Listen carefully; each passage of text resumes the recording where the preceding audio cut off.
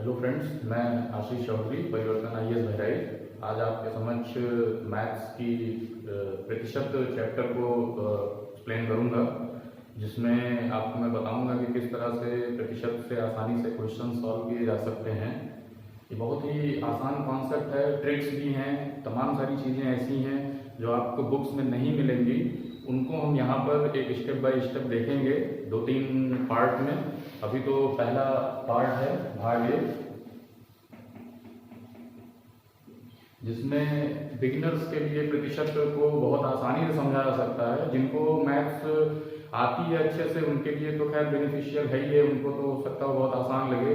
लेकिन जो बहुत ही वीक हैं थोड़ा मैथ में और जिनको ये लगता है कि उनके लिए मैथ बहुत हुआ है, तो उनको इन क्लासेस से बहुत आसानी से मैथ जो है सीखने को मिल सकती है।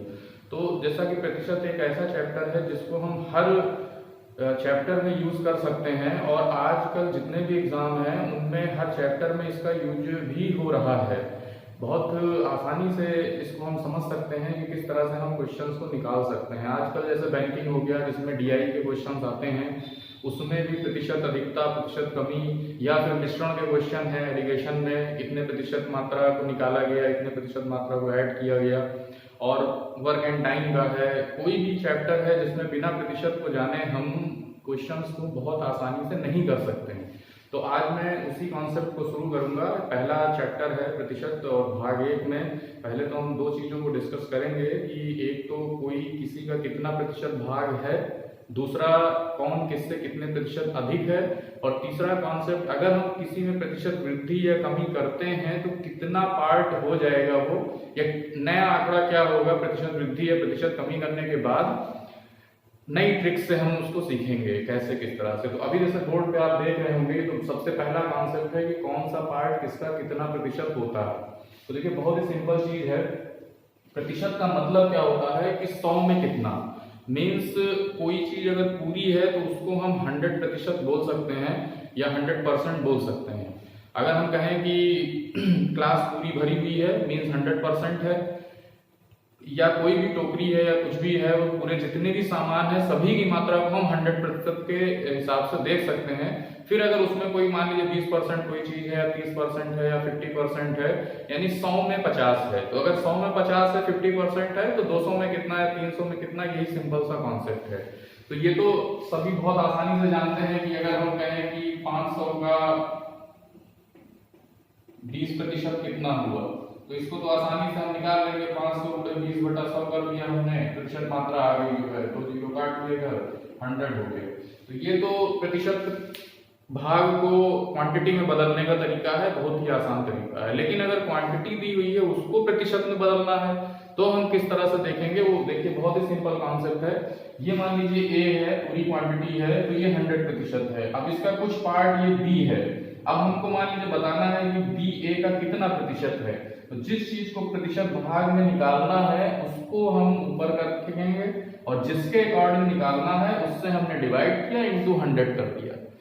बहुत आसान सा एग्जांपल है, आप समझ सकते हैं इसी एग्जांपल में कि जैसे एक टोकरी है जिसमें 10 आम रखे हुए हैं, 20 अमरूद हैं, 30 सेब हैं और 20 अनार हैं, और इसमें क्वेश्चन पूछा अमरूद की प्रतिशत मात्रा बताइए।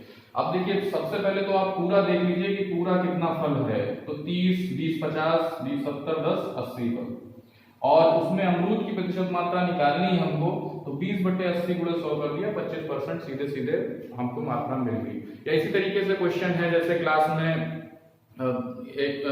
कुछ छात्र बैठे हुए हैं, जिसमें महिला छात्र भी हैं, पुरुष छात्र भी हैं। पुरुष छात्रों की संख्या इतनी है, महिला छात्रों की संख्या इतनी है, महिलाओं का प्रतिशत कितना है, तो जितनी भी टोटल है उससे हमने डिवाइड किया उस मात्रा को जिसको प्रतिशत भाग में निकालना है। जैसे बचपन में हम लोग हाई स्कूल और इंटर के प्रतिशत निकालते थे, अपने मार्क्स के प्रतिशत निकालते थे, तो जितना मार्क्स पाए हुए हैं उसको पूर्णांक से डिवाइड करके इंटू 100 कर दिया, हमारा प्रतिशत मात्रा निकल गई। तो इस तरह से हम किसी भी आंकड़े को प्रतिशत में बदल सकते हैं कि कितने प्रतिशत साक्षरता है, कितने प्रतिशत जो है लोग ग्रामीण हैं, या कितने प्रतिशत लोग जो है शहरी हैं। ये सारे आंकड़े जो है टोटल जनसंख्या से हम जितने लोग जिनको प्रतिशत में बदलना है उन टोटल जनसंख्या से डिवाइड कर दिया, और उसके बाद हमको प्रतिशत मात्रा मिल गई। तो ये बहुत सबसे सिंपल कॉन्सेप्ट, सबसे पहला कॉन्सेप्ट है। ठीक है, अब हम देखते हैं कि किस तरह से हम प्रतिशत अधिकता और प्रतिशत कमी को निकालते हैं। ठीक है, तो इसको आइए दूसरा कॉन्सेप्ट देखते हैं। अब आइए दूसरा कॉन्सेप्ट देखते हैं कि कौन किससे कितने प्रतिशत अधिक है या कौन किससे कितने प्रतिशत कम है। ये कॉन्सेप्ट भी बहुत ही इंपॉर्टेंट कॉन्सेप्ट है, क्योंकि ज्यादातर जगह पर हमको तुलनात्मक अध्ययन ही करना होता है कि ये आंकड़ा इससे कितने प्रतिशत अधिक है या ये आंकड़ा इससे कितने प्रतिशत कम है। और इसका बहुत ज्यादा व्यवहारिक जीवन में भी उपयोग है। जैसे डीआई के क्वेश्चन है डेटा इंटरप्रिटेशन के, जैसा मैंने इधर बनाया हुआ है, मैं समझाऊंगा इसको कि किस तरह से एक वर्ष के आंकड़े दूसरे वर्ष के आंकड़ों से कितने प्रतिशत अधिक हो गए या कितने प्रतिशत कम हो गए। या आप इस तरह से भी समझ सकते हैं कि एक आंकड़ा किस तरह से बढ़ रहा है प्रतिशत में या किस तरह से कम हो रहा है। ठीक है, तो उसको देखते हैं ध्यान से, कैसे हम प्रतिशत वृद्धि और प्रतिशत कमी को हम देख सकते हैं। अब देखिए बहुत ही आसान सा आंकड़ा है। जैसे मैंने एक एग्जांपल लिख रखा है कि ए और बी दो क्वांटिटी हैं। जैसा आप देख रहे हैं ए ज्यादा है बी कम है, तो दो तरह से हम देख सकते हैं, या तो ए बी से कितने प्रतिशत अधिक है या हम देख सकते हैं ए बी से कितने बी ए से कितने प्रतिशत कम है। अब देखिए पहले ए को बी से अधिक देखना है। अगर हम क्वांटिटी में बात करें, मान लीजिए ये 500 है और ये 300 है, तो सीधा सीधा दिख रहा है कि ए बी से अगर मात्रात्मक वृद्धि देखें तो 200 है केवल। लेकिन इसी को अगर हम प्रतिशत वृद्धि में बदलें कि हाँ ए बी से कितने प्रतिशत अधिक है, तो हम क्या करेंगे, दोनों के डिफरेंस को जिससे हम अधिकता देख रहे हैं उसी से डिवाइड करके इनटू 100 कर देंगे, हमको प्रतिशत अधिकता पता चल जाएगी। यानी कि यहाँ जो ए है वो बी से कितने प्रतिशत अधिक है, तो दोनों के अंतर को हमको जिससे प्रतिशत अधिकता देखनी है, इस पर ध्यान दीजिए, बी से देखनी है, बी से डिवाइड कर दिया। यानी कि 500 माइनस 300 डिवाइडेड बाई 300 इंटू 100%। तो इसको अगर सॉल्व करेंगे तो हमको ए से बी की कितनी प्रतिशत अधिकता है ये पता चल जाएगी। अब अगर हमको बी को ए से कितने प्रतिशत की कमी को बताना है, तो देखिए यहाँ अगर मात्रात्मक कमी देखें तो वही है, ए बी से 200 ज्यादा है तो बी ए से भी 200 कम है। लेकिन जब हम प्रतिशत कमी देख रहे हैं तो हम ए से डिवाइड करेंगे, क्योंकि यहाँ जो कमी देखी जा रही है वो ए से देखी जा रही है। तब हम इस बार ए माइनस बी को डिवाइड करेंगे ए से। यानी यहाँ अगर प्रतिशत कमी को हमको देखना है तो हम यहाँ पर 500 माइनस 300 डिवाइडेड बाई इस बार 500 कर देंगे इंटू 100%। अब देखिए यही चीज हमारा कॉन्सेप्ट जो है प्रतिशत वृद्धि और कमी का भी है, यही चीज लाभ और हानि का भी है। कोई नया चैप्टर नहीं है लाभ हानि, एक ही चैप्टर है। इसी कॉन्सेप्ट से पूरा लाभ और हानि चैप्टर भी सॉल्व होता है। जैसे देखिए अगर हमने कहा किसी व्यक्ति ने 300 रुपए का सामान खरीदा, 500 रुपए में बेचा। अब आप सीधे सीधे देख लीजिए ध्यान से कि 300 रुपए में खरीदा, 500 रुपए में बेचा, तो जितने प्रतिशत की वृद्धि हुई है, अगर हम कहें कितने प्रतिशत की वृद्धि हुई, यही चीज प्रतिशत वृद्धि को भी बताएगा, यही चीज प्रतिशत वृद्धि को भी बता रहा है और ये चीज प्रतिशत कमी को बता रहा है। मीन्स अगर हम कहते हैं कि 300 से कोई चीज 500 पे आ गई तो कितने प्रतिशत की वृद्धि हुई, तो जितनी वृद्धि हुई है उसको जितने से वृद्धि हुई है डिवाइड करके इंटू 100 कर देंगे तो हमको प्रतिशत वृद्धि निकल आएगी और यही प्रतिशत लाभ है हमारा। अगर हम कहें कोई चीज 500 से 300 पे आ गई है तो कितने प्रतिशत की कमी हुई, हम उसी डिफरेंस को जहां से देख रहे हैं कमी 500 से इस बार डिवाइड कर देंगे इंटू 100 कर देंगे तो हमको प्रतिशत कमी मिल जाएगी। और यही प्रतिशत हानि है कि 500 रुपए में कोई सामान ला करके और 300 रुपए में मान लीजिए बिकता है तो कितने प्रतिशत की हानि होती है, सीधा सीधा डिफरेंस को जहां से हम आ रहे हैं, समझ लीजिए अगर ये नीचे है ये ऊपर है, यहां से यहां जा रहे हैं, प्रतिशत वृद्धि निकालना है तो इससे डिवाइड करिए डिफरेंस को। अगर इस चीज से नीचे आ रहे हैं और प्रतिशत कमी निकालना है तो इस चीज से डिवाइड करिए। यही चीज देखिए डीआईए क्वेश्चंस में होता है। मान लीजिए 2017 में कोई चीज 60 रुपए की थी, 2018 में 40 रुपए की आ गई, यहाँ पर देखिए प्रतिशत कमी हुई है।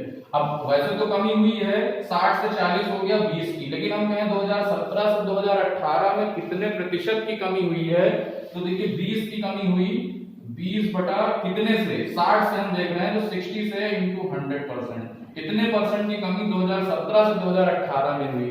लेकिन यही चीज अगर हम कहें 2017 से 2019 में तो यहाँ ये 60 का था, यहाँ 80 का हो गया, यानी 20 बटा, लेकिन इस बार हम 60 से डिवाइड करेंगे, इंटू 100 करेंगे, तो कितने प्रतिशत की वृद्धि हुई 2017 से 2019 में। 2018 से 19 में अगर देखना है तो हम यहाँ 40 का है, यहाँ 80 का है, कितना हुआ डिफरेंस 40 का, और कहां से देख रहे हैं 40 से देख रहे हैं, इंटू 100 कर देंगे, यानी कि 100% की वृद्धि हो गई। तो बहुत ही आसान सा कॉन्सेप्ट है कि हम किसी चीज को कहां से कहां ले जा रहे हैं, प्रतिशत वृद्धि या प्रतिशत कमी में बहुत आसानी से देख सकते हैं। अब इसी को एक नेक्स्ट लेवल पे ले जाते हैं, उसको भी देखते हैं। आइए अब देखते हैं इसी कॉन्सेप्ट को आगे कैसे हम ले जाते हैं। जैसे मान लीजिए एक क्वेश्चन है कि a b से x% अधिक है तो b a से कितने % कम होगा, इस तरह के क्वेश्चन बहुत आते हैं। अब यहाँ पर हम समझते हैं उदाहरण के माध्यम से। जैसे यहाँ अगर x% अधिक दे रहा है तो x प्रतिशत अधिक का मतलब होता है कि कोई चीज 100 में x ज्यादा है, तो हम क्या करेंगे, जो चीज अधिक है जिससे उसको 100 मान लेंगे। जैसे b है, b को हमने 100 माना, अब x प्रतिशत अधिक का मतलब ही हुआ कि 100 में x ज्यादा, यानी अपने आप 100 धन x हो जाएगा ये। अब जब हम उल्टा क्वेश्चन पूछें कि b a से कितने % कम है, अब देखिए b को इधर से कम ही देखना है, तो देखिए दोनों का डिफरेंस तो x ही आएगा, क्योंकि इसमें से जब ये घटाएंगे तो x आ जाएगा। अब हमको कमी देखनी है कहां से, a से, ये चीज ध्यान दीजिए, a से कमी देखनी है तो a वाले से डिवाइड करेंगे, जैसा कि अभी हमने पहले जस्ट इसके बताया। तो a वाले से डिवाइड किया, 100 प्लस x इंटू 100 आ गया, तो ये हमको दे देगा कि अगर a b से 20% अधिक है तो b a से कितने % कम, तो हम 20 बटा 120 गुणे 100 कर देंगे, आंसर आ जाएगा। अब इसको शॉर्ट ट्रिक कैसे हम समझाते हैं जनरली अपने स्टूडेंट्स को, कि देखिए अधिक वाला दिया है तो इसी आंकड़े को चूंकि अधिक है तो 100 में जोड़ के डिवाइड कर दीजिए। अब इसी से दिमाग में हमको रखना है कि अगर अधिक वाला दिया है तो 100 में जोड़ के उससे डिवाइड कर देना है उस डिफरेंस को, इंटू 100 कर देंगे तो हमको कमी वाला पता चल जाएगा कि बी ए से कितने प्रतिशत कम है। अब यहाँ उसी का उल्टा देखिए, यदि मान लीजिए कम वाला दिया है और उल्टा पूछे बी ए से कितने % अधिक है, तो यहाँ देखिए a कम है b से, हमने इसको क्या किया 100 माना। अब जब इसको 100 मानेंगे तो चूंकि x% का कमी है तो 100 में x कम हो जाएगा a। अब जब उल्टा देखेंगे कि b a से कितने % अधिक है, तो ऊपर तो डिफरेंस रखेंगे, ऊपर डिफरेंस हमारा x ही आएगा, इसमें से इसको घटाएंगे तो। अब लेकिन जो अधिकता देख रहे हैं वो भी इस बार a से ही देख रहे हैं, और a से देख रहे हैं तो इस बार 100 माइनस x से डिवाइड हो जाएगा। इसी को हम क्वेश्चन फॉर्म में अगर देखें तो बोलेंगे कि a b से मान लीजिए 20% कम है तो b a से कितने % अधिक होगा, तो 20% कम था ऊपर रखा, चूंकि यहाँ देखिए ट्रिक के लिए कमी दी है तो 100 में से आप 20 घटा दीजिए, 80 हो जाएगा, इंटू 100 कर देंगे तो ये हमें प्रतिशत कमी आ जाएगी। अब ये कॉन्सेप्ट बहुत ही इंपॉर्टेंट है उन चीजों के लिए, समझ गए होंगे, इसको आप एक बार फिर से रिवीजन करके देख लेंगे तो आसानी से समझ जाएंगे। इसी को हम अनुप्रयोग कैसे करते हैं अपने दैनिक जीवन में, इसको हम देखते हैं। बहुत आसान तरीका है दैनिक जीवन में इसका उपयोग करने का। जैसे मान लीजिए दो क्वांटिटीज का मल्टीप्लिकेशन अगर थर्ड क्वांटिटी है, मान लीजिए एक क्वांटिटी a है और b है और ये c आता है। अब मान लीजिए अगर इसमें हम प्रतिशत में कुछ वृद्धि या कमी करेंगे तो ये भी प्रतिशत में चेंज हो जाएगा, सिंपल सी चीज है। लेकिन मान लीजिए इसको हमको चेंज नहीं करना है तो उसी प्रोपोर्शन में इस क्वांटिटी को % में चेंज करना पड़ेगा। जैसे अगर हम इसको बढ़ा रहे हैं और ये चेंज नहीं करना है तो हमको इसको उसी प्रोपोर्शन में कम करना पड़ेगा, या इस क्वांटिटी को अगर हम कम कर रहे हैं तो इस क्वांटिटी को उसी प्रोपोर्शन में बढ़ाना पड़ेगा जिससे कि ये हमारा अपरिवर्तित रहे या पहले जितना रहे। अब उसमें यही कॉन्सेप्ट यूज हो जाता है जो अभी हमने बताया। जैसे देखिए ध्यान से, अगर दोनों क्वांटिटी का गुणा तीसरी क्वांटिटी है और इसको हमको पहले जितना ही रखना है हमेशा, या आप कह दीजिए इसको अपरिवर्तित रखना है। अब देखिए अगर हम इस क्वांटिटी में मान लीजिए x% की वृद्धि कर दें तो यहां भी प्रतिशत कमी करना पड़ेगा इधर वाले को हमको कांस्टेंट रखने के लिए। अब कितनी कमी करनी पड़ेगी प्रतिशत में, इसी कॉन्सेप्ट से आ जाएगा। चूंकि वृद्धि किया है तो x बटा वृद्धि का मतलब 100 में जोड़ करके डिवाइड कर दीजिए, इंटू 100%। इतनी ही कमी करनी पड़ेगी हमको इस आंकड़े को अपरिवर्तित रखने के लिए। अब मान लीजिए इधर x% की कमी की गई होती तो यहाँ सीधा सीधा 100 माइनस x कर देंगे और इंटू 100% कर देंगे। इतनी वृद्धि करनी पड़ेगी इस आंकड़े को परिवर्तित रखने के लिए।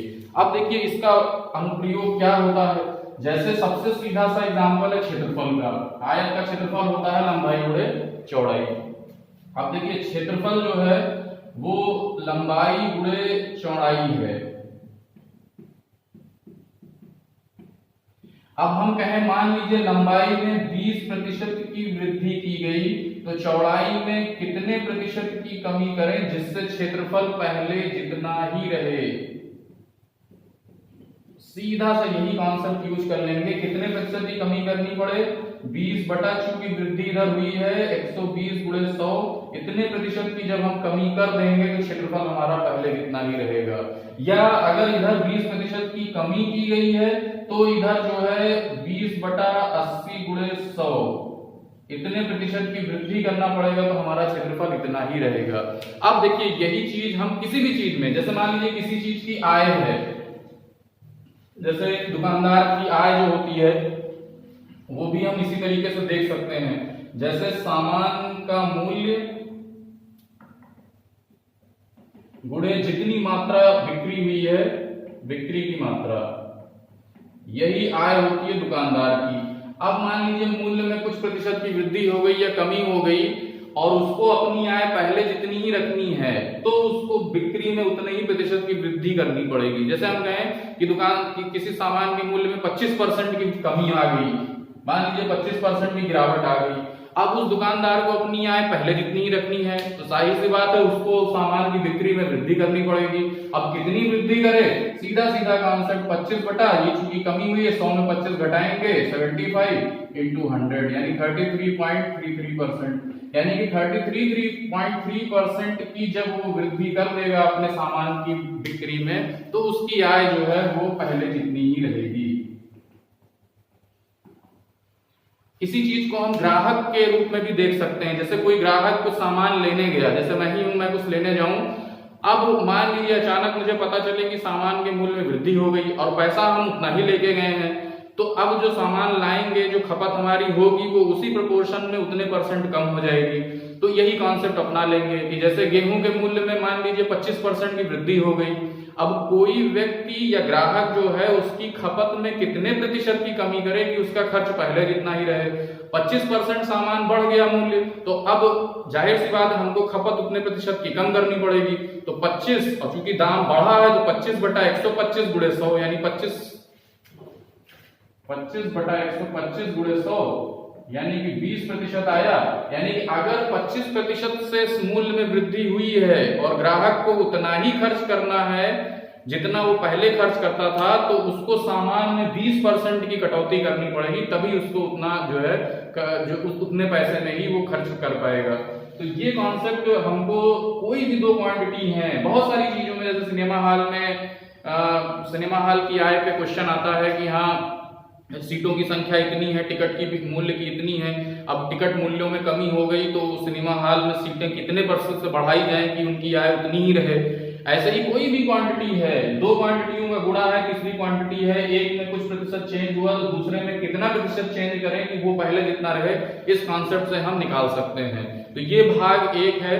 अब भाग 2 में जो है हम आपको बताएंगे कि प्रतिशत वृद्धि करने पर या प्रतिशत कमी करने पर हम आसानी से शॉर्ट ट्रिक से कैसे जल्दी से जल्दी हम आंकड़ा प्राप्त कर सकते हैं और उनको इन चीजों से किस तरह से कोरिलेट करेंगे ताकि हम नए क्वेश्चंस को या जो आजकल क्वेश्चंस एग्जाम में आ रहे हैं उनको हम देख सकते हैं। क्योंकि आजकल जो क्वेश्चन आ रहा है खास करके एसएससी में वो एक दूसरे से इंटरलिंक आ रहा है। एक ही क्वेश्चन में प्रतिशत कमी वृद्धि का भी आंकड़ा आ जाएगा, एक ही क्वेश्चन में ये भी वो देख लेंगे कि आप कितने प्रतिशत बढ़ाने पर क्या प्राप्त होगा या कितने प्रतिशत कम करने पर क्या प्राप्त होगा। तो जो नेक्स्ट मेरी क्लास होगी उसमें हम इसी के आगे हम पार्ट 2 में बताएंगे प्रतिशत के बारे में। धन्यवाद।